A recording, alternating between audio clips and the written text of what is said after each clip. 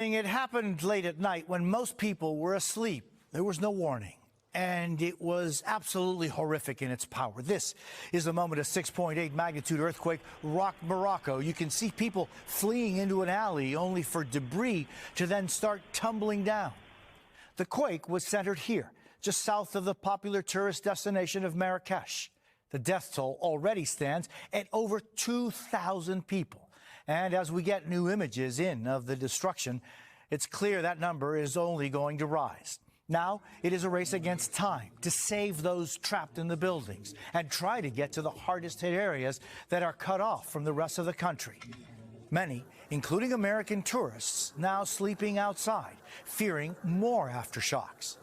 The State Department late today confirming some Americans were injured.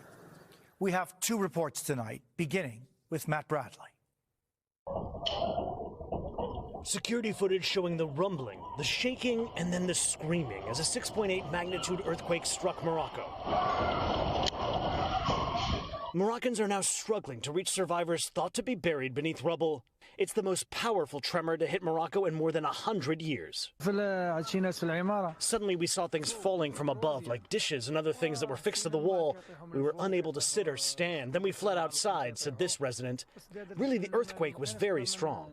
Moroccan military reporting more than 2,000 people killed, another 2,000 injured. The numbers have been climbing all day, and they will probably continue to grow as first responders pull more bodies from ruined homes. We ran outside, but a wall fell on my head, said this man. Sky News' Adam Parsons is on the ground in Morocco. There is still real fear about what could happen. Here's a very good example of that nervousness. This restaurant behind me was badly damaged by the earthquake on Friday night, but it only actually collapsed hours and hours later. The quake struck in the high Atlas Mountains shortly before midnight.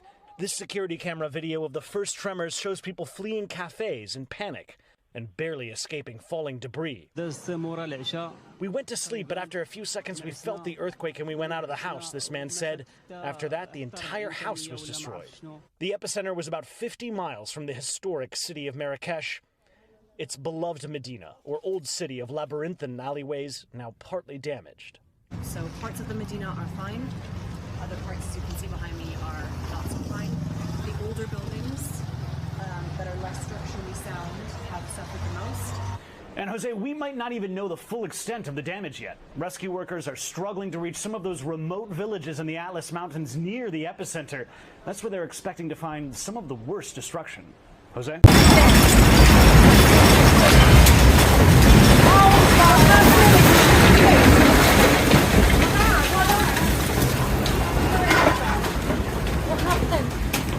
Oh my God! Very quick. That building. I'm really scared.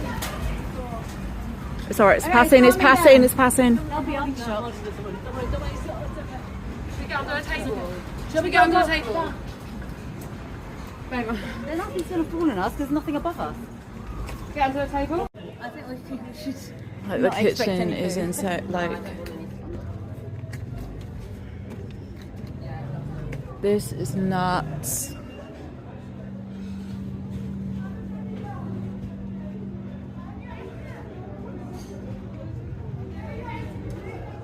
Wow. Oh my God. Oh my God. Come on.